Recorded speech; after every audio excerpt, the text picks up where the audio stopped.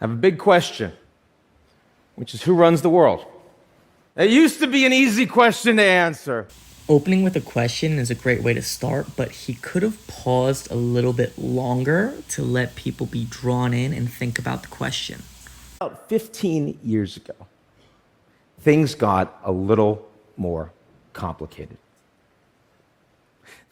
He paused and paused and paused, which is great, but more importantly, after he paused 3 times, he changed his tone and speed, which keeps it from being repetitive. He has these really cool visuals right here, and something to keep in mind, even really fancy looking visuals, he may have paid a lot for it, but if you search like Google map maker, map creator, infographics creator, you could find some pretty good stuff. I was in a pitch competition and the winner of it simply looked up a template for a pitch and it was excellent. It was beautiful, but that was all it took.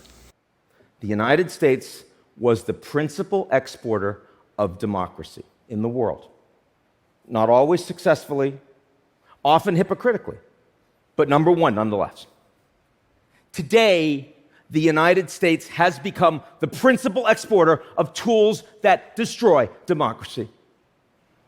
The technology leaders who create and control these tools, are they okay with that? Or are they going to do something about it? We need to know. Thank you. Now his closing, he gets the standing ovation, but in TED, that's really just a polite thing. They do it on every speech.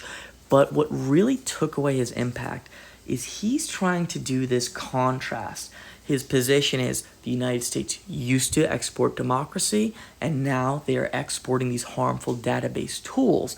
But he puts all these qualifiers on it, not always successfully, sometimes hypocritically, and he's doing that. Maybe he doesn't want to be criticized. He wants to be not taking such a strong political stance or pro-United States stance, but it completely gets rid of the impact. Qualifiers are something to strongly avoid when you're trying to make a strong point, like a closing of a speech. Now, regardless of what one's opinion is, that was the goal here, was to do the contrast.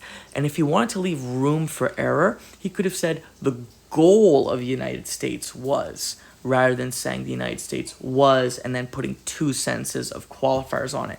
That makes it more concise, it keeps that impact with the contrast, and it allows him to have that leeway that he was looking for with that excess statement.